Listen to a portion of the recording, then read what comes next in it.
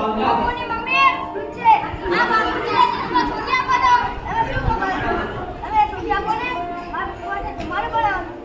અરે બાપુજી તમે તો ખરેખર આદરા થઈ ગયા છો તમારી નાની નાની વસ્તુ જ્યાં ત્યાં મૂકી દો છો ને અમને શોધખોળ કરાવો છો હવે તમારે શું કરવું એ નથી ખબર પડતી તમારી તો તમે કંટાળી ગયા છે અહીંયા ક્યાં કશે શોધી લો ને આને ચશ્મા લઈ લો